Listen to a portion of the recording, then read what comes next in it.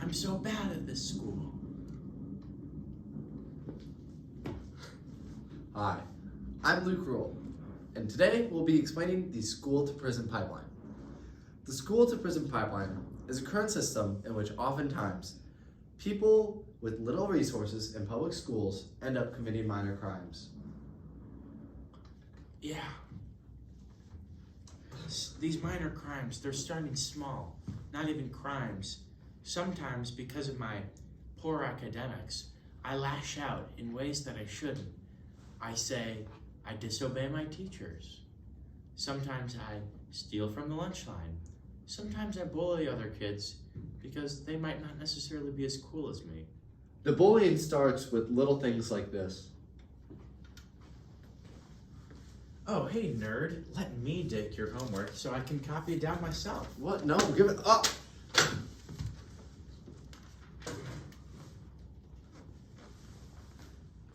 So you might be thinking, Tom, where does this problem stem from?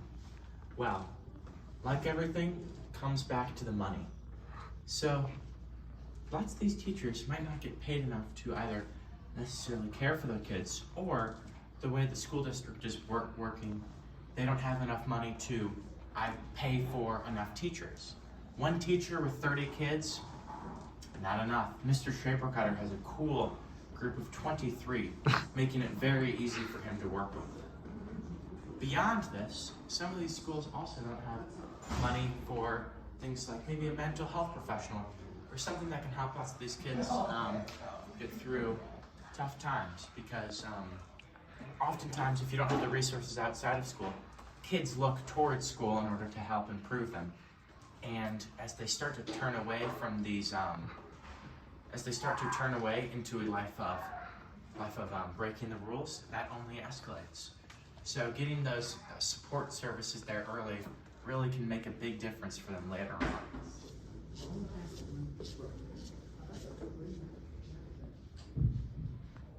As a result of these schools being underfunded, many kids end up getting suspended. Now, this suspension a lot of times leads into a spiral of getting in trouble and being punished, which for a lot of kids ends up with juvie. Now, a way to combat this is, instead of detentions and punishing kids at school, which leads them to getting punished outside of school, we could use restorative justice. Tom, what's restorative justice? Well, I don't know about that one, Luke. I'm gonna have to sit in the doc's chair for this one to get his knowledge.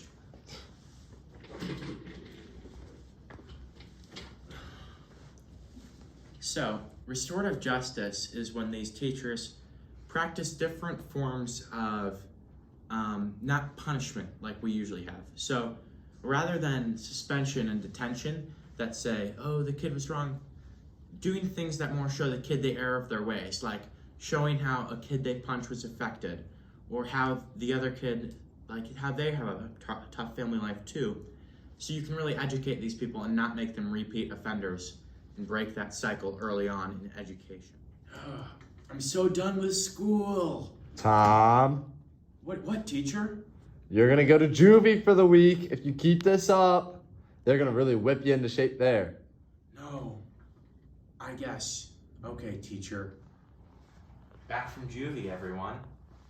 While I was in juvie, I was introduced to a life of drugs and crime, which I now love very much. I love drugs, and I love doing crime and criminal activities like stealing. The new friends I made there will be connections that will help me for the rest of my years at school. This school place, I'm done with it. I plan to go back there soon. Now this is the problem with the school to prison pipeline. Juvenile detention does not help kids break out of this cycle, but instead introduces them to more crime, which worsens the cycle. So, what can we do to fix this? We've already talked about what we can do in the schools, restorative justice. But there's another part to this, and that's in the juvenile detention centers. Now, the government has spent a lot of money and time and effort making these detention centers, but they don't work very well. Something that we need to do for the kids in juvie is educate them more on how to be a good citizen and what was wrong with what they did that got them there, instead of treating juvenile detention as a prison for young kids. Now, at this point, you might be wondering, Tom, what are Pope Francis and his little goons up in Rome saying? Well, here's the answer. So, like many things in Catholicism, it all comes down to dignity of the human person. It's a classic theme. Mr. Schaeperkoetter loves to talk about it. We all love to talk about it. But so, by not writing these kids off that make errors early on in their life and really helping them to grow as a person, that's how you can break the cycle. And the church doesn't really talk directly about it anywhere, but for example, the Archdiocese of St. Louis talks about it, and they talk about how when you look at the facts, you can see that if you have higher suspension rates in school, then you realistically have higher crime later in life. So it is something that they talk about. It just might not be in direct terms of the school to prison pipeline, but you can kind of pick up the pieces that they speak of. So, what would be the Catholic approach to helping kids get out of this school to prison pipeline? Well, it's not actually much different from the other approach. Now, the Catholic approach is the virtue-based restorative discipline.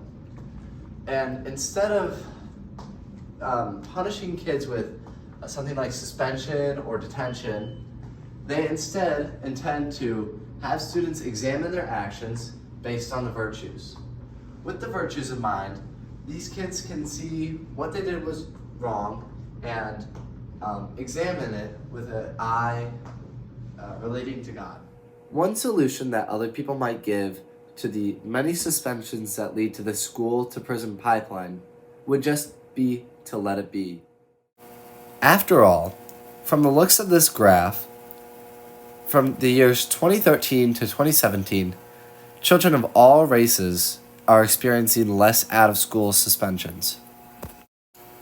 The problem with this idea, however, is that out-of-school suspension rates will never be zero.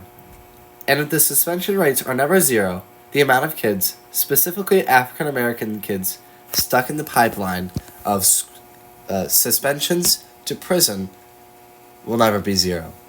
In California, in 2017, black students were suspended at a rate 4 times greater than white students. Mario Corin of the 74 Million news source. With the out-of-school suspension rates of African Americans being so high, we cannot just let the problem be. By just letting the problem be, we are only keeping African Americans and the school community at a disadvantage, which can be easily changed if we just make changes to our school system.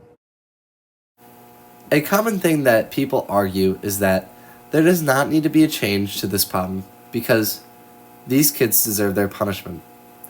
After all, they can stop committing crimes at any time, right? Here would be our response. The prefrontal cortex is the part of the mind responsible for decision making. This part of the mind, however, does not fully develop until the mid to late 20s. So saying that a high school student, who is much younger than that, is fully responsible for what they do when they cannot fully comprehend the consequences of their actions is not true. Although these actions cannot be excused, we cannot pin full responsibility to them.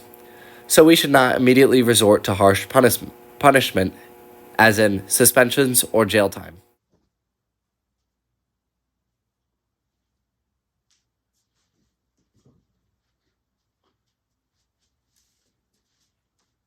Wait, what are you still doing here?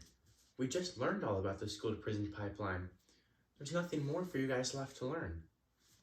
Ah, I see, you little go-getters. You want to learn what you can do, just an average SLU student, to help out with this problem in our community. Well, I don't really know. Neither does Luke, because we're not the experts on it. But do you want to know who is? My good pal, Pope Francis. Take it away. Hey, Tom. Let me start with plugging a little quote from my book. It's pretty underground, so you guys might not know it. It's called The Doubt O.C. When we fail to acknowledge as part of reality the worth of a poor person, it becomes difficult to hear the cry of nature itself. Everything is connected. Hope you liked that.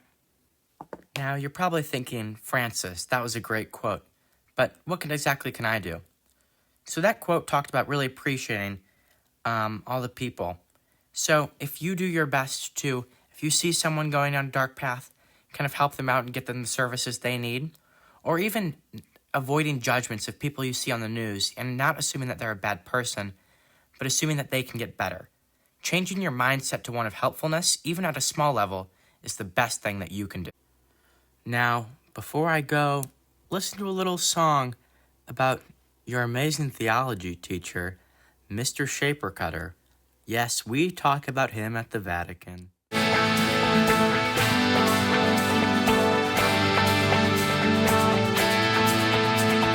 Doc Schaeperkoetter, guiding youth, here's the lineup. A master in the class in Valheim, he got the right stuff. Breaking chains of the system, teaching love over handcuffs. With every lesson, every quest, he's the blueprint, the write-up. Kids in all his mind, spreading truth, he's the kingpin. An architect of freedom, breaking down that school to prison.